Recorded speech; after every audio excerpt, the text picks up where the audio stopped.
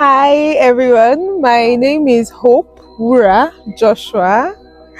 I love to sew. I love to source Ankara fabrics, very distinct Ankara fabric jewelries that go hand in hand with an outfit. I love to do that. I really enjoy doing that. I cook sometimes when necessary. I love spaghetti. Um, I love to attend events where I get to be myself, where I get to party. Yes. I also have a thing for organizing events too. Yeah. And then for a 9 to 5, I work in finance. So being a first daughter, hmm, it's a responsibility that is being bestowed on you without asking for your permission. Yes. And it has to do with a lot. I have to be an exemplary person, a role model, even on days when I don't want to. I want to be a child sometimes, but then I remember, oh, I have younger ones as a woman, so I have to be responsible, even if it's just in their face. I have to be responsible. Yeah. And then being a first daughter with a disability, I think my family has actually done a lot. They've actually tried. I remember how after my amputation and everything, I still had to do things like a first child. As a first daughter, they didn't make me a last child, like the weaker one and everything. No, I still took my role as a first child, as a first daughter. So it's been good. I just pray God keeps giving me the strength to be a good firstborn, because it comes with a lot of responsibility, you know that. Okay, so I became an amputee at 11. I got involved in an accident that was not managed well, so it led to the amputation of my right leg. Yes. So okay, so as a child, I had a lot of questions, and as at that time, I literally had no access to social media for me to see examples of people, see stories of people doing things. So I had a lot of unanswered questions. But as I grew up, I got these answers through life experiences. Yes. So this question, I had questions like, oh, will I be able to go to school? Will I be able to do this? Will I be able to meet a man that would love me? Will I be able to get married and the rest? And I had nobody to answer these questions. Not like now, you just go on TikTok and type, oh, I'm looking for a married amputee, I'm looking for a working class amputee, you're going to see it. But then I did not have access to that. But I've been living through my questions. Yes, I've been having answers to my questions. I'd say I've had all. I've had the good, I've had the bad, I've had the ugly. The condition of my prosthesis determines the mood I'll be in. If my prosthesis is in a good form, then I'm good, because I am someone who likes to move around. So my mobility is very, very important to me. And then here in Nigeria, this components, this prosthetic parts, they are very, very expensive. It's either you're dealing with probably a bad foot or a worn out silicone liner or a cracked socket. You're always dealing with something. So it hasn't been easy. It really hasn't been easy. I remember the first one I got, it wasn't really, really functional because it did not have a knee joint. So I had to like walk straight, like a robot or something. So I got so used to that one for years. I remember when I got my first proper prosthetic leg, I couldn't use it because I was used to walking in a way where my knee doesn't move. So I kept falling down. I dropped it. I said I wasn't going to use it. I went back to the old one. I continued using that one until when that one broke into pieces. That one had gone through a lot. It had gone through mending. All the shoemakers in my area, they knew me then because I was always trying to fix the belt. I was always trying. I took my leg to welder. I took my leg to welder. Then there are times when there's this particular iron that joins the socket and the down part. It used to break, so I'll take it to the welder. They'll weld it and everything. I bring it back. I use it. So I was already stuck. I was attached to that particular one because we had gone through a lot. I had no choice. This one broke into a situation where I could no longer repair it. So I went back to the one I got. I started practicing how to use it. I started walking with it. At first, I was using a walking stick with it. I was still in school then. So I made sure whenever I'm walking, I don't walk alone. I walk with my friends because I was scared. And I don't even know how I got to master it. I cannot remember when I actually started walking well with the leg. I just started walking well with it, yes. So for me, I think I like comfort. When it comes to my leg, I really place comfort over aesthetics. I don't really care if it's open. I think the only thing I care about is the color of my foot, so that when I paint, when I polish my nails, my toes, they look very fine because usually I'm dark skinned, so it looks very nice when you paint the dark skinned foot because I'm dark skinned. So I think that, but for the whole covering thing, for now, I don't really think I care for now. Until when I have enough money to get like bigger ones and higher ones and the rest. But for now, I'm good. Beyond covering our bodies, what you wear is you. It's an expression of yourself, your style, the way you feel. Yes, the way you feel too. Because there are days when I dress like the way I feel. So there are days when I want to be the center of attraction, and then I pick a particular outfit, yes, an outfit to match with the way I feel. One thing that brought me into the whole fashion and clothing thing is the fact that after my amputation, I struggled a lot with what to wear. So I felt like I had a lot of restrictions because of my leg. So I was confined to wearing long shapeless outfits because I didn't want people to look at my leg to know I was an amputee. Even though with the long clothes, they still know there's something wrong with this person's leg. But it was the way I felt at that point. So you see me using almost 6 years to make a dress.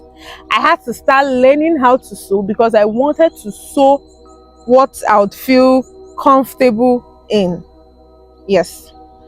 Along the line, I started realizing that no, I don't have to confine myself to a particular kind of dress sense, dress style, as long as I feel comfortable in it. So now I proudly wear shorts, wear short skirts, wear short dresses, bikinis, as long as I feel comfortable in them. So most times, instead of buying some clothes, I make them because I know, oh, this particular part of my leg, I need this place to be free. Other people might not understand that. Already made outfits might not understand that, but I do. So I'm like, oh, okay, so I don't want my dress to be too tight on the knee, so I give it a lot of space. Yes. So basically, getting into fashion, getting into sewing was because I wanted something better for myself. I wanted to look good. So that's been it. So we want to ask you about shoes. Oh, Tell us your experience, your relationship with shoes. So my relationship with shoes has been crazy, but I think it's basically because of finance. Because I think if we, as a person, as an amputee, if you have like a lot of money to afford them, you could probably just order them online, even if it's still 50, something like 50-50, because they can come in and then they don't feel as comfortable as you thought they would be. So that is why I have this thing where if I just find a particular footwear I'm comfortable with, me and I do not let go. I do not let go. So most times Crocs are like my get everyday something. But then the outfits you wear, that no, Crocs do not go with them. So there are times where, oh, you have to look for like a flat shoe. You wear your flat shoe, it's still not really giving, because there are dresses that, oh, they would look better with heels, and my processes don't have that feature for now. It doesn't have that feature for now, yes. But then shoes, the whole idea of shoes for an amputee, it's really a lot. It requires a lot. It requires money, it requires attention. You can't just go to the market and put your leg inside a shoe and leave. You have to be very careful with it. Most times I try the shoe on my prosthesis. If it goes my prosthesis, then I'm okay. I can endure the little pain on the actual leg. As long as it doesn't fall off of my prosthesis, then I'm good. It's the idea of being disabled. Oh yes. Especially as an amputee living in Nigeria. Oh yes. Yes. Yes. So most times that happens when there's usually a trigger. It could be that I had to trek more than the usual distance because of a particular thing. It could be that I walked so much the previous day and I have blisters, and I have to go to work the next day and I still have to wear my leg and move on like there's nothing wrong with me. It could be that there's something I want to do in a certain way and I cannot do it because I am an amputee. Yes, because most times I feel like you can do everything that is necessary. Anything you cannot do is really not necessary. You might just have to look for another way, devise another way to do it. So maybe there's a certain way I want to do something. Yes, there's a certain way I want to do something and I can't do it that way because I'm an amputee. For example, I have like little fears for the future that they might not sound like something serious, but to me it's something. I would really love to wear heels on my wedding. I would really want to dance very well into my wedding. I don't know, I'm specifically wedding. I love weddings, okay. I would really want to wear a particular thing, dancing. Not dance and stop, because I can't dance in and be walking. So because of that time, I just do like a walking. And as an African girl, Igbagi and Yoruba girl, I want to dance in and everything. So those little things just make me feel, ugh. But then it doesn't stay. That feeling doesn't stay. Probably a night. After a night, I think about the other things, the other good things I'm grateful for, and then it leaves. Oh, okay. So I would say that most times I feel more beautiful than I feel less beautiful. Like today I feel beautiful because of my hair and everything. But then days when I make impact, I feel beautiful. Days when I probably talk to other amputees and they feel very good. Days when I answer questions. Days when I make outfits and the owners of the outfits wear them and they look very fine. I feel beautiful too. So I feel like being beautiful doesn't have to do with just, it's a feeling too. So yeah. So for me, impact could be very little. It could be me meeting a young amputee, especially children amputee, a young girl, for example, and then I know she has a lot of questions. Those same questions I had when I was growing up, I meet them, I answer these questions for them. I don't have to do something so big like having like an organization and the rest. No, I think I want to even make my money the normal way, and then when I'm that big I could, oh okay, this is what I want to do on my own. Yes, so that's it for me. So even in the little things, I think that's impact. So for a start, I'm single, very single. But then apart from that, I think love is a very beautiful thing. For me, I want to be in love. I want to have my family. I want to have 2 kids. Yes, with a very hot husband. Yes, but for me, I think love has to do with you wanting to be with someone, you working as a team with someone, you wanting to spend the rest of your life with someone, you working as a team, leaving the outside world, focusing on what the both of you see in each other, being patient with each other. I think that's what love is all about. And I am a proper lover girl. If you know me, you know, I know what I want my man to be like, how I want him to act. A proper romantic girl. And I know very, very soon I am going to meet the love of my life, and it's going to be a banger. It's going to come with ease, with peace, with love. It's going to show.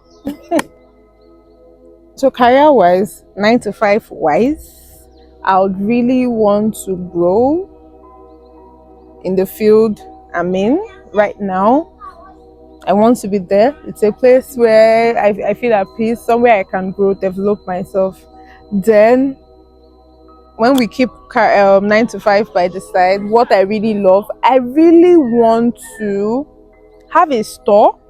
I really want to have a store where I source for fabrics, Ankara fabrics to be precise. Yes, Ankara fabrics and jewelries, Afrocentric jewelries, Ankaras that have a touch of Africa in them, sell them, make outfits that really stand out.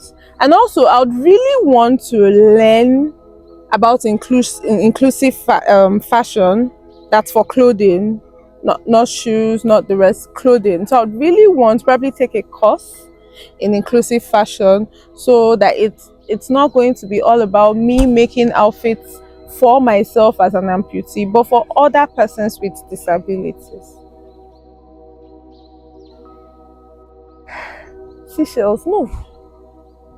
So for next, apart from this, next year, like for my 30th, I just pray make I get money. I want to do something. I want to take leave, like 1 week leave or 2 weeks leave.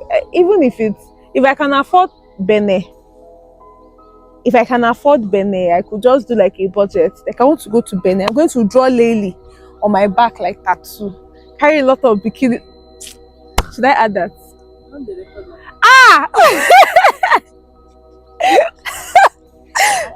So I don't have to say it again. Okay. I would really want to work with Lisa Folawiyo as a model. That's something in my bucket list that I would really want to do. Doing that will give me so much joy, because it will give me an opportunity to express myself. Yes, I would really want to do that. If I could talk to my younger self, I'll tell her, chill, don't stress it, calm down. Those questions you have in your head, you'd get their answers as time goes on. Yes, so chill, you'll be fine. Happy Limbless and Limb Difference Awareness Month. I want you all to be you, be yourself, make a difference, be you.